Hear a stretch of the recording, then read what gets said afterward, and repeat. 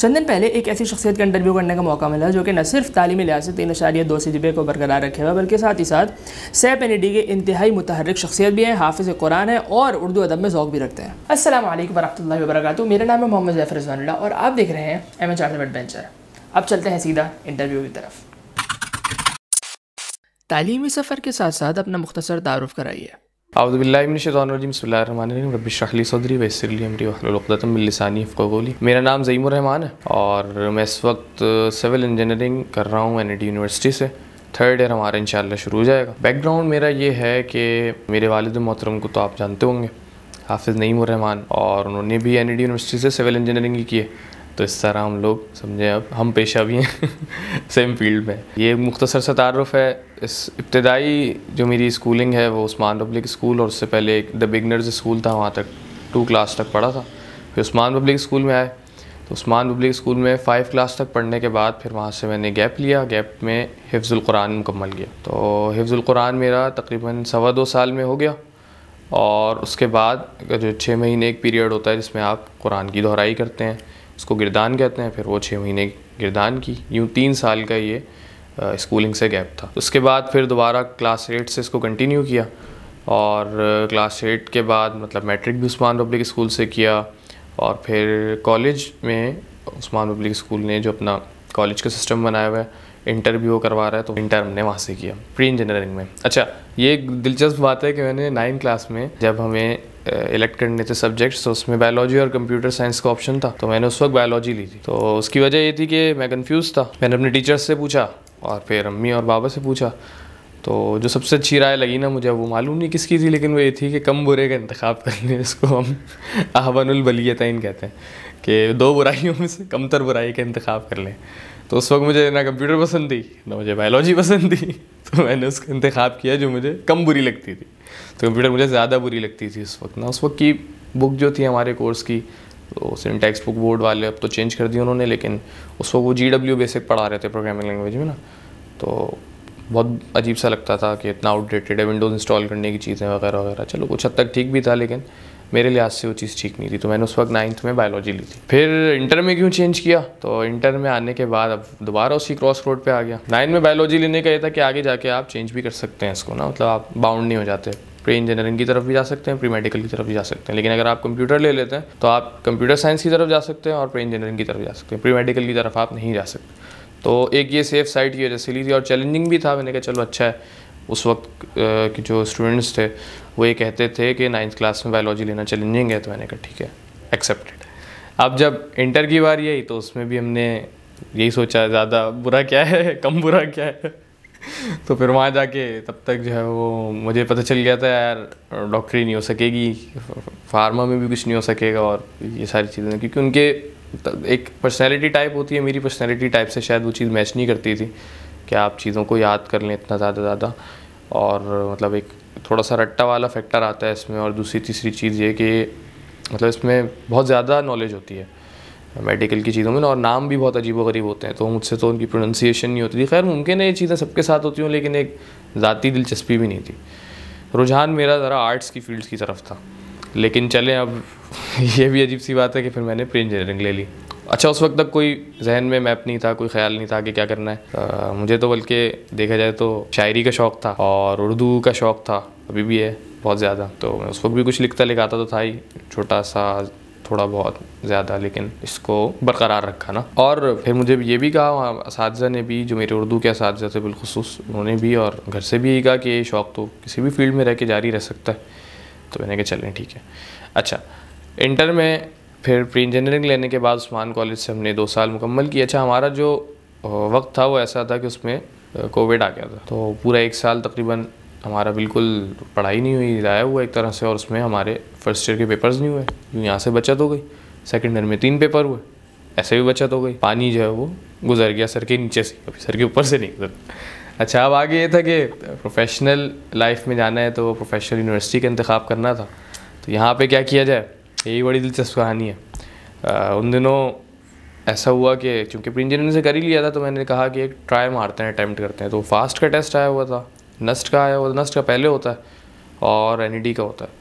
तो मैंने नस्ट वाला ट्राई नहीं किया था, फास्ट में भी कोई अटैम्प्ट नहीं की, लेकिन NED में जब अटैम्प्ट आई तो मैंने पहली अटैम्प्ट दी, दूसरी भी नहीं दी।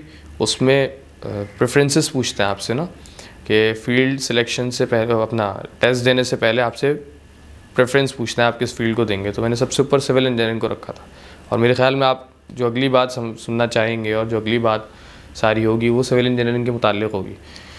तो मैंने उसको सबसे ऊपर रखा था, उस पर बात करते हैं क्यों रखा था। लेकिन ये हुआ कि जब मैंने टेस्ट दिया तो जितने मेरे नंबर आए उससे मुझे सिविल इंजीनियरिंग मिल सकती थी। तो मतलब उसके बाद मैंने दूसरी कोई चीज़ ट्राई नहीं की, बस पहली जो चीज़ सोची थी वो हो गई। ऐसा होता है ना कि पहली चीज़ जो आपने चाही वो मिल जाए तो फिर आप दूसरी और तीसरी चीज़ शायद चाहते भी नहीं।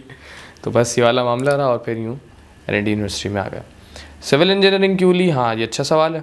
सिविल इंजीनियरिंग भाई देखें, यूनिवर्सिटी आने से पहले मेरा एक ज़ाहिर है डिफरेंट खाका था जहन में कि क्या चीज़ होगी। उस वक्त जो है इसके नाम से और थोड़ा बहुत बाबा को देखा था, तो बाबा तो वाटर की फील्ड में, वाटर रिसोर्सेज में, लेकिन सिविल की 6 सब फील्ड्स होती हैं, मुझे बाद में पता चला। उससे पहले मुझे लगता था कि इसमें हम शहरी मनसूबाबंदी वगैरह करते हैं, इंफ्रास्ट्रक्चर पे बात करेंगे वगैरह वगैरह, और कम व बेश यही काम हम कर भी रहे होते हैं। तालीमी सफ़र के दौरान किन मुश्किलात का सामना करना पड़ा, और कोई ऐसी कामयाबी जो आप बताना चाहें? भाई देखें, चैलेंज तो सबसे पहले ये होता है कि आपको एक चीज़ का अभी तजर्बा नहीं हुआ होता और वो हो रहा होता है, तो उस वक्त तो आपको एक बात नहीं पता और अब वो पता चल रही है ना, तो इसमें कई चीज़ें ऐसी आएंगी जो आपकी गैर मुतवक्के होंगी, जिसकी आप पहले से एक्सपेक्टेशन लगा के नहीं बैठे हुए थे। जैसे अब ये हुआ, पता नहीं इसको बताना ठीक है या नहीं है, जब पहला पेपर मेरा रुक गया ठीक है, तो वो लीनियर अलजेब्रा का पेपर था। उसमें हमारे NIT में इसको कहते हैं बैकलॉग होना ना, यानी आपका पेपर जो है वो पास नहीं हो, रुक जाए।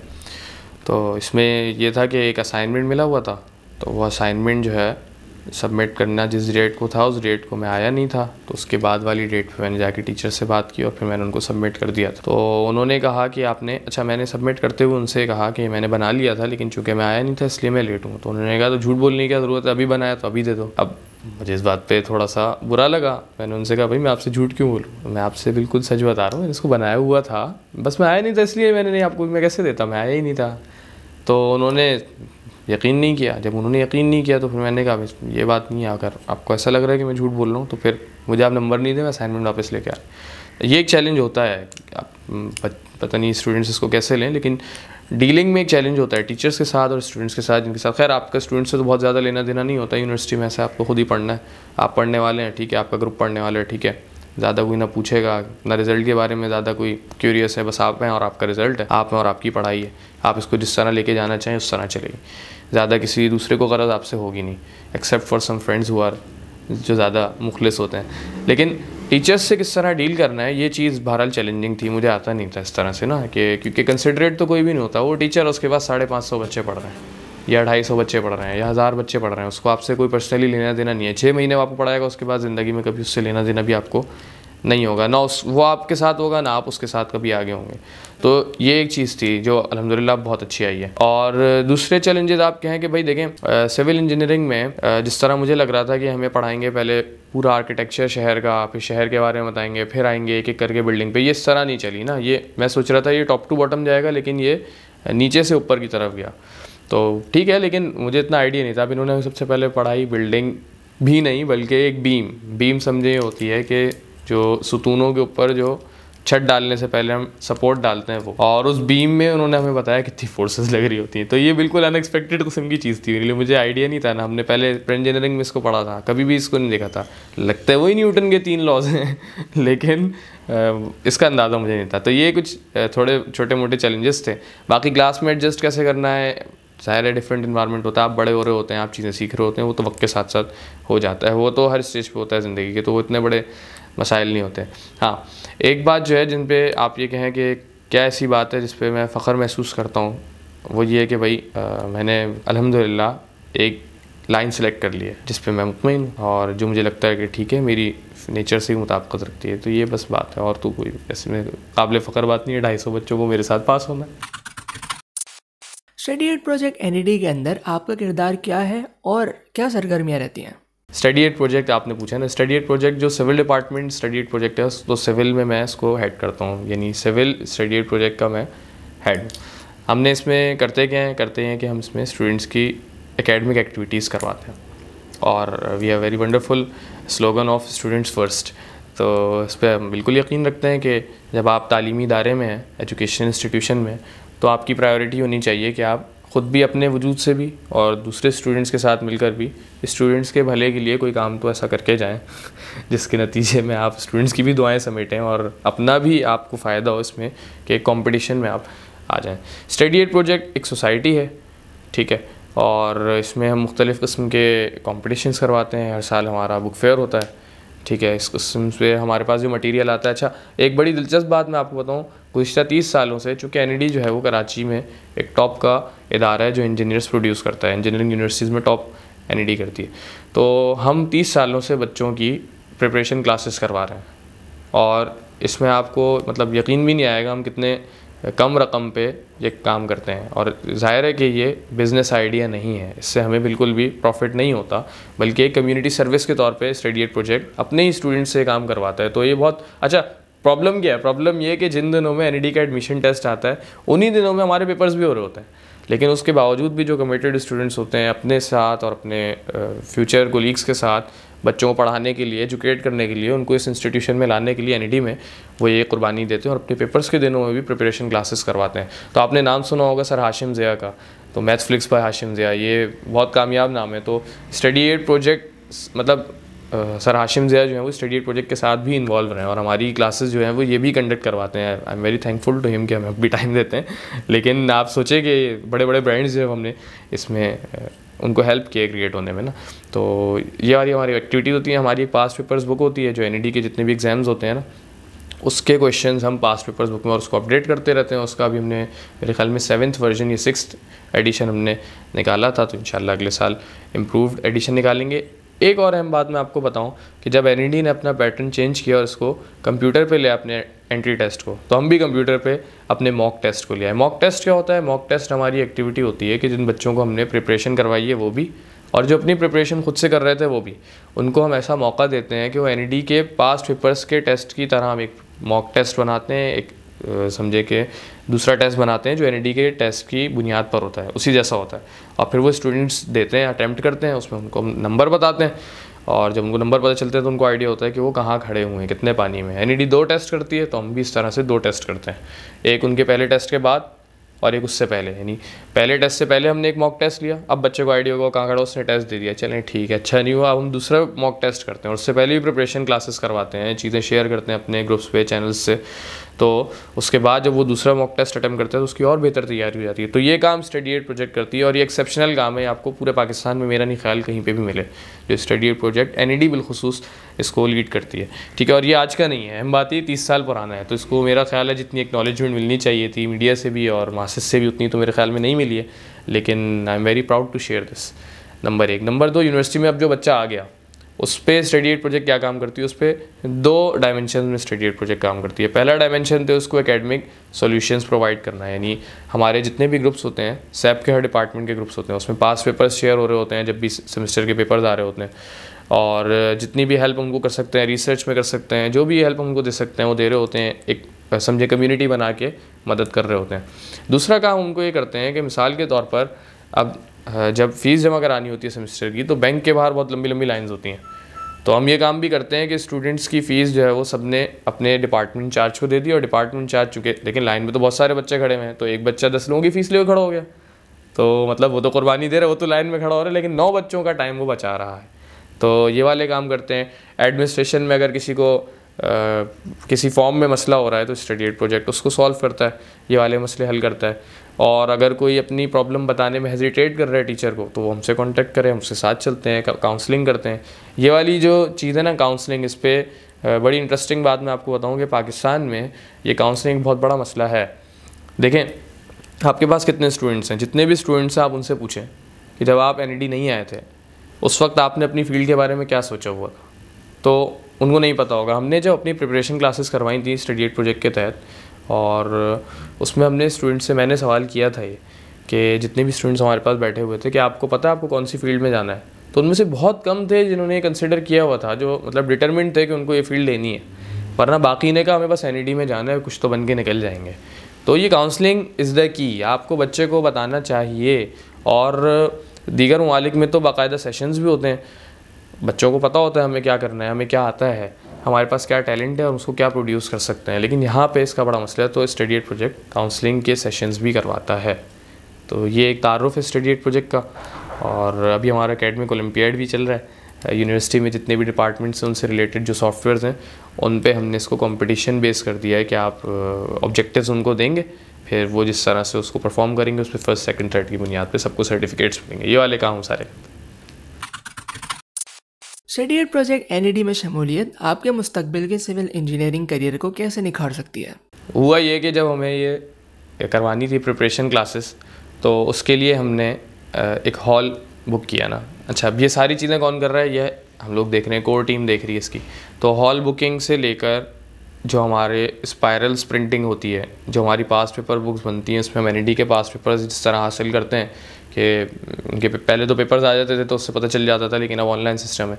तो ये हासिल करना, फिर उनको खुद से बैठ के पहले सॉल्व करना, उनके सही आंसर की फराहम करना, ये सारी लर्निंग है ना। ये आपको एक्सपीरियंस है जो मिल रहा है, जो आगे किसी भी फील्ड में काम आ सकता है। देखिए, दो तरह की लर्निंग होती है। एक लर्निंग तो ये जो जर्नल लर्निंग है ना, उसकी ज़रूरत तो हर किसी को होती है। जैसे आप गुफ्तगू किस तरह करें, कहाँ बैठ के क्या बात करनी चाहिए, डीलिंग किस तरह होती है, इसमें ये भी आ जाएगा कि हॉल्स किस तरह बुक होते हैं, ठीक है, प्रोग्राम्स आप कैसे मैनेज करते हैं, टाइम मैनेजमेंट आपकी उसमें क्या होती है, किसी बड़ी पर्सनैलिटी को जैसे हम हाशिम ज़िया साहब को बुलाते हैं जब इन्वाइट करना होता है तो उसकी मेथडोलॉजी क्या होती है, और स्टूडेंट्स को जब इंगेज करना होता है, लोगों को अपने साथ लेके चलना होता है। तो ये सारी चीज़ें तो आपको ज़िंदगी में मदद देती ही हैं कहीं ना कहीं। दूसरी बात जो आप कर रहे हैं फील्ड से रिलेटेड किस तरह फ़ायदा है आपको स्टडी एड प्रोजेक्ट में शमूलियत के बाद ना, तो उसमें जो हमारी एकेडमिक जितने भी एक्टिविटीज़ हो रही है ना, मिसाल के तौर पे अभी केमिकल वालों ने एक रिसर्च कंपटीशन किया, केमिकल डिपार्टमेंट की सैप ने ना, तो उसमें उन्होंने टॉपिक्स दिए और फिर रिसर्च कंपटीशन करवाया, फिर उस पर सर्टिफिकेट्स भी देंगे वो, तो ये आपको हेल्प आउट करेगा।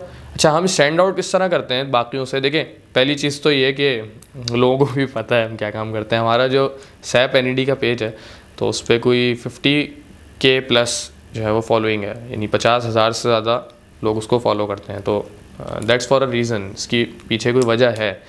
क्या वजह है? वजह ये कि भाई हम आम सोसाइटी की तरह इसको लेके नहीं चलते, बल्कि हम एक कम्युनिटी की तरह इसको लेके चलते हैं। और इसमें देखें, जितने बच्चे मेरे साथ कनेक्टेड है ना, वो मेरी रिस्पॉन्सिबिलिटी है। तो जब ये सोच आपकी होती है तो इसमें आप खुद ही स्टैंड आउट कर जाते हैं, कोई एक्सटर्नल चीज़ नहीं चाहिए होती। फिर अभी देखें, हमने जब इसको मॉक टेस्ट जो हमने करवाया, तो मॉक टेस्ट के लिए हमने बनो काबिल अलखिदमत के जो लैब्स हैं जिसमें कंप्यूटर इंस्टॉल्ड है उनसे रब्ता किया, ठीक है। तो आपने वहाँ जाके पहले उनसे MOU साइन किया, ठीक है। उसके बाद आपने जो है वो उनसे डेट फिक्स की, क्योंकि बनो काबिल की तो पहले से क्लासेस वहाँ होती हैं, तो कोई लूप ऐसा निकालना, ठीक है। ये सारी नेगोशिएशंस हैं। ये आपको कौन सिखा रहा है? स्टडी एड प्रोजेक्ट सिखा रहा है आपको ना, अभी से सिखा रहा है कि आप, मतलब मैं तो अंडर ग्रेजुएट हूँ, मैं एक कंपनी से नहीं, एक NGO से, रेप्यूटेबल NGO से, जिसने अभी मतलब ऐसा आउटस्टैंडिंग काम किया है कि पूरी दुनिया में उसकी एक वर्द बन गई है ना, सिलाब में जो काम किया और वगैरह वगैरह। तो उससे जाके मैं 21 साल का लड़का जाके MOU साइन कर रहा हूँ। तो ये कॉन्फिडेंस पूरा मुझे स्टडी एड प्रोजेक्ट दे रही है, और ट्रस्ट ये पूरा मुझे दे रही है, और ये सारी चीज़ें मुझे सिखा रही हैं आगे की फील्ड्स में। सोचें कितना काम आएगा जब मैं जाऊँगा और एक आम लड़का जाएगा जिसने सारी चीज़ें नहीं देखी हुई, तो मेरा कॉन्फिडेंस कहाँ होगा, उसका कॉन्फिडेंस कहाँ होगा। इसी तरह से हमारी पूरी सैप की टीम है, ये प्रिंटिंग करवाते हैं सर्टिफिकेट्स वगैरह ना। अब ये किस तरह करवाते हैं, कहाँ जाना होता है, किन लोगों से रब्ता करना होता है, किस तरह से। अच्छा, हमें स्पॉन्सरशिप्स जब चाहिए थी, हमने एक क्रिकेट टूर्नामेंट करवाया था, तो उसमें स्पॉन्सरशिप्स के लिए हमने मेल ड्राफ्टिंग सीखी थी पूरी।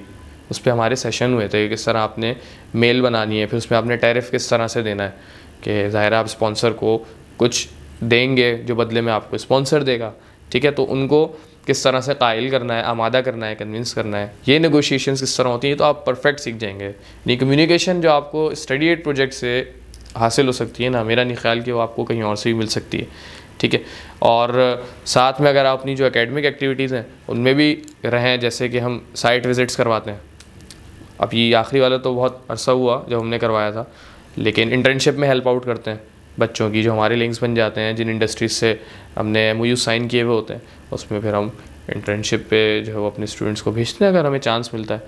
तो ये बहुत अच्छा होता है आपके लिए, प्रोफेशनल ग्रोथ के लिए ना। ये सारी चीज़ें, ये पूरी प्रोफेशनल एथिक्स हैं जो आपको यहाँ रह के आ जाती हैं। आपके मुस्तकबिल के अहदाफ क्या हैं? देखिए, सिविल की 6 सब फील्ड्स हैं, इससे ज़्यादा हैं वैसे तो, लेकिन जितना मेरे इल्म में है इसमें से सॉइल है, अर्थक्वेक है और स्ट्रक्चर है, एनवायरनमेंट है, वाटर है और ट्रांसपोर्टेशन है। इन सब को अगर आप फर्दर डिस्कस करना चाहें तो वाटर रिसोर्सेज में जैसे K4 मंसूबा इस वक्त बन रहा है, तो ये वाली चीज़ें आती हैं। आपको पूरा सीवरेज कहाँ जाएगा, किस तरह से जाएगा। पानी तो शहरी ज़िंदगी की बुनियादी ज़रूरत है, ठीक है। सॉइल में आप ये देखते हैं कि कहाँ पे आपके शहर आबाद हो सकते हैं, उस जगह की ज़मीनी हालात कैसी हैं वगैरह वगैरह। इस तरह से अर्थक्वेक आपको पता है क्या होता है और पूरी दुनिया में इस पर ज़बरदस्त किस्म का काम हो रहा है। और टर्की में जो अभी अर्थक्वेक आया था तो उसके बाद भी आपने नोट किया होगा कुछ बिल्डर्स पे मुकदमात कायम हुए थे जिन्होंने सेफ्टी मेजर्स का ख्याल नहीं रखा था। तो ये भी सिविल इंजीनियरिंग से एसोसिएटेड है। ट्रांसपोर्टेशन ये बहुत इंटरेस्टिंग सब्जेक्ट है मुझे लगता है, ठीक है। इसमें हम क्या करते हैं, जैसे आपका ट्रैफिक है पूरा, इसको देखना है आपको। अच्छा, आपने अपने शहर को इस तरह से डिज़ाइन करना है कि यहाँ पे किसी भी चीज़ की किल्लत ना हो सके, आप हर चीज़ हर जगह पहुँचा सकें। ट्रांसपोर्टेशन है ना, ट्रांसपोर्ट करना, चीज़ों को पहुँचाना, बहुत मज़ा आता है इसमें, ठीक है। ब्रिजेस कहाँ बनाने हैं, सिग्नल कहाँ बनाने हैं, कराची का असली मसला है ये, ठीक है। बड़ा मज़ा आता है इसको पढ़ने में, पता चलता है क्या क्या गलत है ना।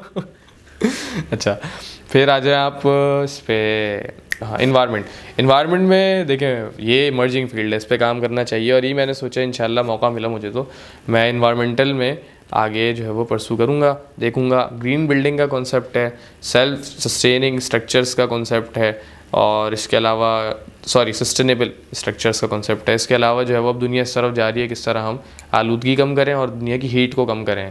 तो इस तरह के स्ट्रक्चर्स बनाएं कि वो सनलाइट ही से अपनी रिसोर्स जो है वो जारी रखें, उनको किसी और इलेक्ट्रिसिटी प्रोवाइड करने की ज़रूरत ना पड़े वगैरह वगैरह। इस तरह की चीज़ों की, इस तरह के कॉन्सेप्ट की तरफ अब दुनिया मूव कर रही है और ये मज़ेदार भी है, ज़ाहिर है इसकी एक ज़रूरत है। आप देखें कि पोल्यूशन की वजह से पूरे हमारा क्लाइमेट इफ़ेक्ट हो रहा है, ठीक है, हमारी हेल्थ इफ़ेक्ट हो रही है, ठीक है, और रेडिएशंस वगैरह जो चीज़ें हैं ये सारी चीज़ें सॉल्व होनी चाहिए। तो इस पर इंशाल्लाह आगे करना है, ये मेरी एस्पिरेशन है। उन तलबा के नाम कोई नसीहत जो सिविल इंजीनियरिंग करना चाहते हो? किसी के प्रेशर में नहीं करें, किसी ने कह दिया, किसी ने बता दिया, इसमें आप ये काम नहीं करें। इससे होगा क्या, इससे होगा ये कि आपको पता होगा नहीं करना क्या है, पता नहीं आपको ये चीज़ आती है या नहीं आती। दो होते हैं, तो आपको एक चीज़ कुदरती तौर पर आती होती है, दूसरा आप उसको सीख लेते हैं, ठीक है। सीखने में टाइम लगता है, उसमें फिर मसला भी होता है, कुछ लोग अच्छे लर्नर नहीं होते। तो अच्छा ये कि आपको ये पता हो कि क्या चीज़ आप नेचुरली जल्दी सीख जाते हैं, ठीक है। मिसाल के तौर पे कुछ लोग होते हैं वो नेचुरली अच्छे स्पोर्ट्समैन होते हैं तो उनको बहुत ज़्यादा ज़रूरत नहीं होती। आप देखें ना कि उनकी बॉलिंग स्पीड भी तेज़ होती है। हमारी गली मोहल्ले में ऐसे लड़के होते हैं ना, ज़्यादा खेलते भी नहीं, उसके बावजूद जब बैटिंग पे आते हैं छक्के मार देते हैं। तो इस तरह का हमें एक पर्सनैलिटी का आइडिया अपना भी होता है कि हम किन सब्जेक्ट्स में अच्छे हैं, क्या मेजर्स हम बना सकते हैं। दूसरी चीज़ है इंटरेस्ट, ठीक है। ये तो एडवाइस हर किसी के लिए, अगर आपका इंटरेस्ट किसी फील्ड में नहीं है, नहीं जाए भाई, फंस जाएंगे। ये नहीं सोचें कि बाद में बन जाएगा, होता भी ऐसे कि शुरू में नहीं होता लोगों का, फिर बाद में इंटरेस्ट बन जाता है, लेकिन वो अपनी शख्सियत को चेंज करते हैं उसके लिए। ये मुश्किल काम है, अगर कर सकते हैं वेल एंड गुड, आ जाएं। अच्छा, सिविल इंजीनियरिंग में जो आने वाले स्टूडेंट्स हैं उनको मैं कहूँगा भाई देखें, पहली बात तो ये दिल लगा के पढ़ें ठीक है। जो आप पढ़ रहे हैं वो इंशाल्लाह कहीं ना कहीं काम आएगा। ये वो सारे कॉन्सेप्ट्स हैं जो क्लियर आपके होने चाहिए फर्दर स्टडीज़ के लिए भी। और देखा जाए तो सिविल इंजीनियर्स को जो है ना दिहाड़ीदार मज़दूर कह के बड़ा तंग करते हैं हमारे दीगर डिपार्टमेंट्स वाले ना, लेकिन ऐसा होता नहीं है। आप वाकई में दिहाड़ीदार मज़दूर नहीं हैं, आप इंफॉर्मेशन बेस्ड इंजीनियर हैं। तो आप अभी जो पढ़ाई कर रहे हैं वो दिल लगा के रहे हैं। दूसरी चीज़ ये कि भाई देखें, ये वो फील्ड है जिसमें कंस्ट्रक्शन में अगर आप जाते हैं तो बहुत ज़्यादा मैंने देखा है कि हमारे पास्ट स्टूडेंट्स जो हैं वो गए हैं, जो स्टडी एड प्रोजेक्ट से लिंक्ड हैं, आज तक हमें बताते रहते हैं कि कंस्ट्रक्शन इंडस्ट्री में गए। तो इसमें चीटिंग बहुत है, जहाँ भी जाएँ अपना ईमान बचाएँ, चीटिंग नहीं करें, फेयर रहें। ये सारी एडवाइस हैं जो एक अखलाकी एडवाइस होती हैं, दे सकता हूँ। और हाँ, एक चीज़ है जो मैं कहूँगा वो ये कि ये जो दुनिया है ना, ये इल्म तहकीक की दुनिया है, इसमें एक्सेल करें, ठीक है। चाहे आप जिस फील्ड से भी रिलेटेड हों उस फील्ड में एक्सेल करें, अपने आप को मास्टर करें उस फील्ड का, ठीक है। ये वो ज़रिया है जिसके नतीजे में एक तो आप भी सीखेंगे, दूसरा ये कि आपको पता है ना पाकिस्तान के हालात कैसे हैं, तो पाकिस्तान को भी इसमें हेल्प होगी जब आप किसी काबिल होंगे। ये कुछ बात। तालीम और घरेलू ज़िंदगी को कैसे मुनज़्ज़म रखते हैं, और कोई ऐसी नसीहत जो नए तलबा ही काम आ सके? अच्छा, ये सवाल तो आप किसी से भी कर सकते हैं ना, ये आप अपनी अम्मी से भी कर सकते हैं सवाल कि आप चीज़ों को मैनेज किस तरह करती हैं, अपने अब्बू से भी कर सकते हैं, किसी से भी कर सकते हैं, क्योंकि हर बंदा जो भी काम कर रहा है उसको मैनेज कर रहा है कहीं ना कहीं। पहली चीज़ है टाइम मैनेजमेंट। आपको ये बात पता होनी चाहिए आपको किस चीज़ को कितना टाइम देना है। मैं देखें, मेरा तो स्केड्यूल बहुत डिफरेंट है। मैं तो सुबह यूनिवर्सिटी के बाद ट्यूशन भी पढ़ाता हूँ, ठीक। ट्यूशन पढ़ाने के बाद फिर जो co curricular activities, study aid project वगैरह के इंडिवर्स होते हैं, जो हमारे प्रोजेक्ट्स होते हैं, उस पर काम करता हूँ और उसके बाद जो है वो फिर घर जाना होता है। लेकिन हर चीज़ को आप खुश उसलूबी के साथ कर सकते हैं अगर आप अपना मंथली एक कैलेंडर बना लें अपने दिमाग में ना, अपने जितने भी टाइम रिजर्वेशंस हैं, आपको जिससे मिलने जाना है, कहीं किसी को आना है आपसे मिलने, इसको आप मैनेज करें पहले से। अब तो बहुत आसानी हो गई है, मोबाइल पे भी कैलेंडर्स आ गए हैं, ठीक है, कीप नोट्स आ गए हैं। आपको पता है मैं अपने पास नोट करता हूँ इन चीज़ों को ना, कि किस तरह से मुझे कब किससे मिलना है, उसके बाद किससे मिलना है, अगर कभी मुलाकातें होती हैं, अगर मुलाकातें नहीं होती, मुझे कहीं जाना होता है, तो उसको भी टाइम सेगमेंट्स में डिवाइड करते हैं। अच्छा, सबसे अच्छा जो है वो एक मुसलमान की ज़िंदगी में तो वैसे भी होना चाहिए कि वो नमाज़ें पढ़ता है ना, तो फजर के बाद मैं ये करूँगा, ज़ोहर के बाद मैं ये करूँगा, असर के बाद ये, मगरिब के बाद ये, इशा के बाद ये, इस तरह से डिवाइड कर लें। इसमें बहुत फ़ायदा होता है। इसमें होता है कि आप बहुत ज़्यादा बाउंड भी नहीं चलते। मैं भी यही करता हूँ, मतलब आप मिनट का हिसाब नहीं लगाते, वो एक पाकिस्तान के इन्वायरमेंट में वैसे भी ठीक नहीं है। आप किसी को जितने मिनट का टाइम देंगे उस पर नहीं मिलेगा आपसे, मुश्किल होता है। प्रोफेशनल अगर होगा तो मिल लेगा, नहीं होगा तो आप क्या कहेंगे उसे, ठीक है। तो आप ये नमाज़ों वाला हिसाब रखें तो इससे वक्त में ही बरकत होती है, नमाज़ें भी आप पढ़ लेते हैं ठीक। इस तरह से चीज़ों को मैं इस तरह से मैनेज करता हूँ। कभी हाँ मैनेजमेंट आउट हो जाती है तो उसमें आप क्या करते हैं, रात को देर से सो के सुबह जल्दी उठ जाते हैं, थोड़ी सी कुर्बानी देते हैं, कुर्बानी देनी पड़ती है इस तरह से।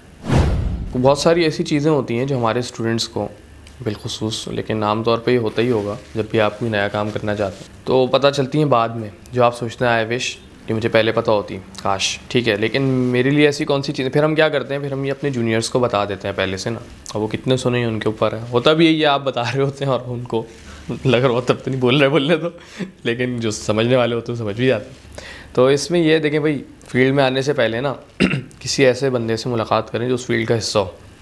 ऐसी ख्याली घोड़े नहीं दौड़ाएं, बल्कि मिल लें, उससे पूछें आप करते क्या हैं, आपके कलीग्स क्या करते हैं, ठीक है। अच्छा, कुछ लोग ऐसे होते हैं जो अपने ख़ानदान में किसी को देखने के बाद ही प्रोफेशन का इंतखाब करते हैं। इस तरह नहीं करें, उनकी प्रोफेशनल लाइफ के बारे में तो जानें, वो काम क्या करते हैं, ठीक है, वो अखलाक में अच्छे होंगे, आपको अच्छे लगते हैं, ठीक है, उनका काम भी अच्छा लगता है, ठीक है, मालूम करें वो क्या है। अच्छा, मुझे जो चीज़ें अगर पता होती तो मेरी ज़िंदगी कुछ बेहतर होती, क्या पता लेकिन सीख ली मैंने, चलो शायद अब बेहतर हो। वो थी सबसे पहले ना, आप देखें यूनिवर्सिटी में आने के बाद ना पास तो आपको होना है, तो नंबर स्कीम ये मुझे याद नहीं होती थी। तो जब मुझे पता चला ना कि इतनी चीज़ों में कितने कितने नंबर्स हैं, किस तरह से डिवीजन हुई है, तब से आसानी हो गई बहुत ज़्यादा। अब मुझे ज़्यादा टेंशन नहीं होती, मुझे पता है कहाँ पे किस तरह से पढ़ना है, स्ट्रेटेजी किस तरह से बनानी है। पहले सेमेस्टर जब फाइनल्स हो जाते हैं आपके, उसके बाद ही आपको आइडिया हो जाता है कि यहाँ पे किस तरह से किन ग्राउंड्स में मेहनत करनी है। दूसरी चीज़, लोग ये कहते हैं कि टीचर्स का पता होना चाहिए, बिल्कुल होना चाहिए, टीचर की नेचर का। इससे ज़्यादा ये कि उनके तरीक़ा पढ़ाई का, किस तरह वो आपको पढ़ाएंगे और उनका पॉइंट किस तरह से आपको गाइड करना है।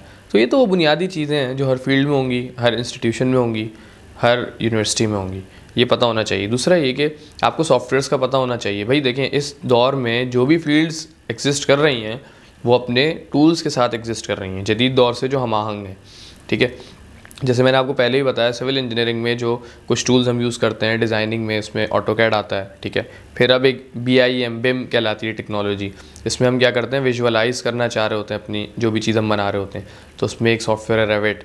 ये सारी चीज़ें अगर पहले से आती होती, कुछ प्री इंजीनियरिंग में हमें थोड़ा सा ये दिया हुआ होता कॉन्सेप्ट, जैसे हमें इलेक्ट्रिकल का तो बड़ा अच्छा कॉन्सेप्ट दिया था, इलेक्ट्रिसिटी पढ़ाई थी वगैरह वगैरह, कुछ थोड़ा सा अगर कॉन्सेप्ट होता तो बहुत अच्छा मुझे लगता, उसको ना आगे कैरी करने में बहुत फ़ायदा होता, मज़ा आता। क्योंकि एक बार मुझे पता चला था, मेरे ख्याल में आगा खान बोर्ड का स्टूडेंट था या ओ लेवल्स का स्टूडेंट था, तो उसने बताया था ये जो आर्किटेक्चरल ड्राइंग हम बना रहे हैं तो मैं बना चुका हूँ। कौन सी क्लास में? 8 क्लास में बना चुका हूँ। वो हंस रहा था देख के, अबे ये बना रहे हो? तो मैं बना चुका हूँ। तो मैंने कहा यार ये तो थी तो आसान ही, वो मुश्किल नहीं थी। यूनिवर्सिटी लेवल में भी चीज़ें आसान होती है, कुछ भी तो थी तो आसान। अगर हमने पहले कभी किया होता तो अभी करते हुए मज़ा भी आता और कराने की ज़रूरत भी नहीं पड़ती। इस तरह से कुछ चीज़ें होती हैं जो मेरे ख्याल में कुछ चीज़ों का ताल्लुक करिकुलम से है, कुछ चीज़ों का ताल्लुक एक्सपोजर से है, वो आपको होना चाहिए। उम्मीद है इंटरव्यू आप लोगों को पसंद आया होगा। अपनी कीमती राय से तबसरे के खाने में ज़रूर आगाह फरमाइएगा और साथ ही साथ उन लोगों तक ज़रूर ये वीडियो पहुंचाइएगा जिन लोगों को इसकी ज़रूरत है। अब मुझे इजाज़त दीजिए, अगली वीडियो में मिलते हैं इंशाअल्लाह। अस्सलामु अलैकुम वरहमतुल्लाहि वबरकातुहू।